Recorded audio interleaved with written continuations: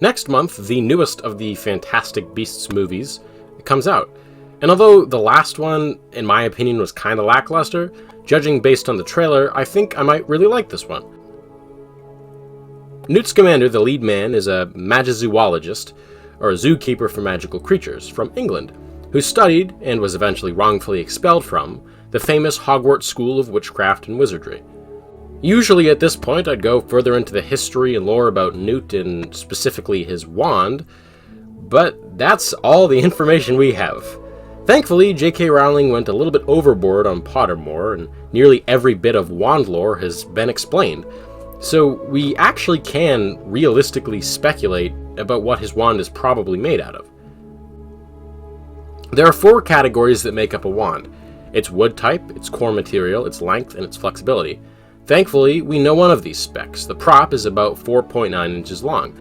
We know that for sure. The next most likely condition is that the wand is made of chestnut wood, because, like right at the top of the article about this wand wood, it says, "The wand of chestnut is attracted to witches and wizards who are skilled tamers of magical beasts, and those who possess great gifts with herbology," the 2 main skills that Newt has been shown to possess. As at another point in the article, it talks about the specific cores that are paired with this wand and what they do. We can rule out dragon heartstring, as it says, "When paired with a dragon heartstring, it may find its best match among those who are overfond of luxury and material things." And I'd say that's pretty obviously not Newt, as he quite literally lives out of his suitcase for all of the first movie, and is happy as pie. That leaves us with unicorn hair and phoenix tail feather, and although phoenix feathers are never delved into in this article, I think I can rule it out based purely on the description of unicorn hair wands. It says, "For this combination showed a predilection for those concerned with all manners of justice." And well, the whole reason why Dumbledore sought out Newt in number 2 is because of his upstanding morals or whatever, so I think unicorn hair is a pretty safe bet. Finally, we have flexibility, probably the most difficult one to discern, and honestly, this one's kind of a shot in the dark. However, since wand characteristics usually mirror their owner's personalities, I might guess that his wand is of the rigid flexibility, as it appears that Newt doesn't do well with change and has basically no communicative skills with other people because of his social awkwardness. And those are some pretty non-adaptable, rigid qualities. So in conclusion, Newt Scamander's wand is most likely a chestnut wand with unicorn hair core that is 14 9/10 of an inch long with a rigid flexibility. The funny thing is that with how much there is on wand lore on the site, you can probably do this for any character. And if you know yourself well enough, you can definitely figure out your own wand. Okay, where was I going with this? Oh yeah, this is an episode of DIY Prop Culture Builds.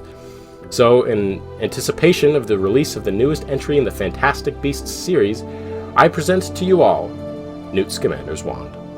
I've done a few wands before on this series, and the materials don't really change much. Here you need a wooden dowel, Mod clay, Mod Podge, and various paints.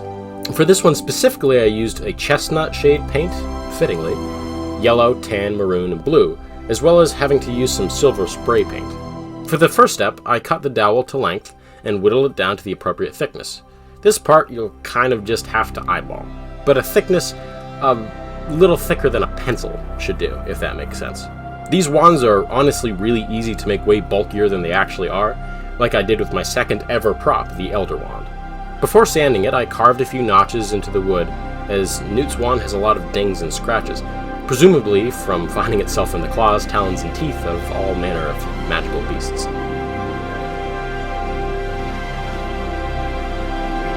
At this point, take out your modeling clay, and over the bottom end, sculpt the handle of the wand.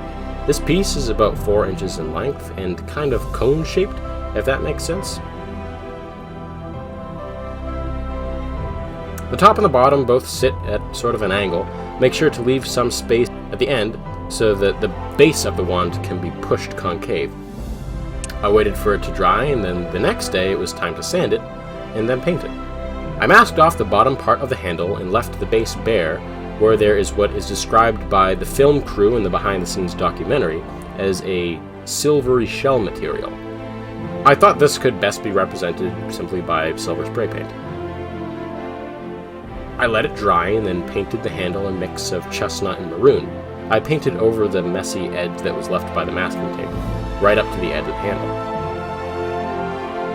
Once that dried, I painted the rest of the wand a mix of chestnut, tan, and yellow, and then using some royal blue, I added the blue top to the handle. Before it was really ready to be finished, I used darker shades of both paints, and used those to paint in the details. I added the wood grain texture and painted in the grooves with a fine paintbrush. Once that was all dry, I used the Mod Podge to give the wand a polished texture. And there you go.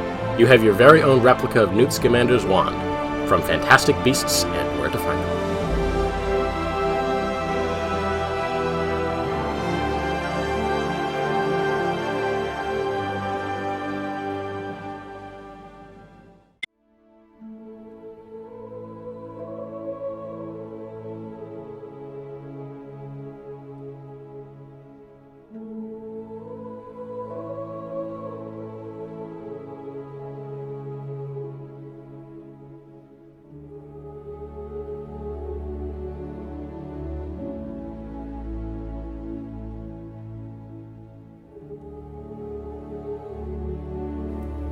I found that these wands are cheapest made in bulk, as the first wand that you make might rack you up around $20 or $30, but since you'll have a lot of leftover materials, any subsequent wands will cost between $2 and absolutely free depending on how long you make your wands.